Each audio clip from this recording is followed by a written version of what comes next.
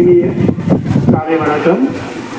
இன்று நமது பள்ளியில் நடைபெறும் பொங்கல் விழாவை முன்னிட்டு பல்வேறு கலை நிகழ்ச்சிகள் நடைபெற உள்ளன. இந்த நிகழ்ச்சிக்கு ஏற்பாடு செய்து கொடுத்திருக்க நமது பள்ளி தலைமை ஆசிரியர் அவர்களுக்கும் மற்றும் பள்ளி நிர்வாகத்தினர் அனைவருக்கும், நமது பள்ளி ஆசிரியர்கள் மாணவ மாணவியர் அனைவருக்கும் முதற்கண் என் வணக்கத்தை தெரிவித்துக் கொள்கிறேன்.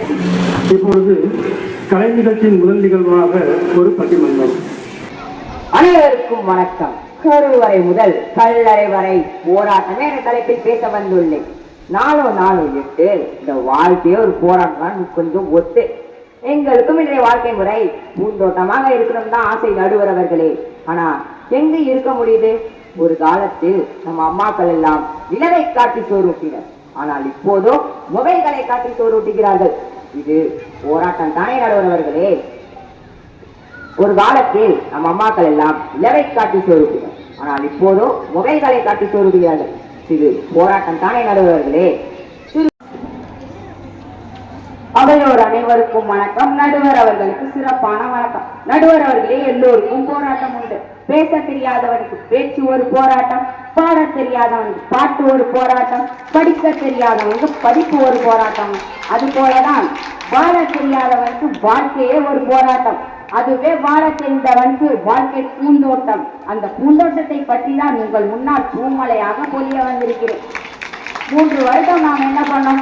கொரோனா போராட்ட சூழலில் தானே இருந்தோம். தடுப்பூசி என்னும் ஒன்றை கண்டுபிடித்து பூந்தோட்டமாக மாற்றினோம் அல்லவா? உண்மைதானே நடுவர் அவர்களே?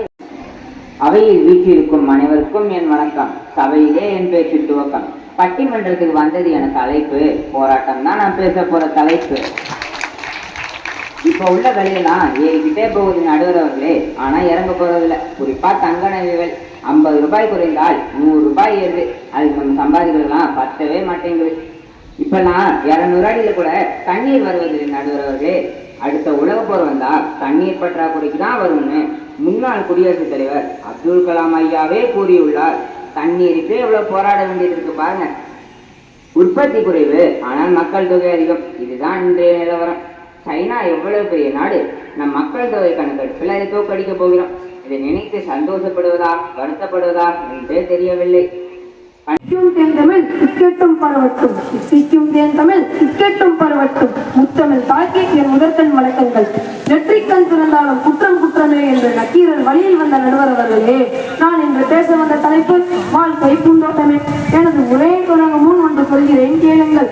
மதுரை என்றாலே மல்லி, மதுரை நாளே மல்லி, பட்டிமன்றமும் வந்துதான் நாங்கதான் கில்லி. அதாவது வாழ்க்கை என்பது பலாப்பழம் போன்றது. வெளியேதான் உள்ளாக இருக்கும். பிரிப்பதும் கடினம், சுளையும் கம்மியாக தான் இருக்கும். ஆனால் சுவை அதிகமாக இருக்கும். வாழ்க்கைய ரசிக்க கத்துக்கோங்க. வாழ்க்கைய ரசிக்க கத்துக்கோங்க. வாழ்க்கைய சந்தோஷமா பாருங்க.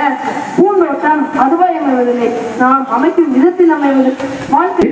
அடுத்து போராட்டமே டி பரணிகுரு 8th ஸ்டாண்டர்ட் அன்போடு அழைக்கிறேன்.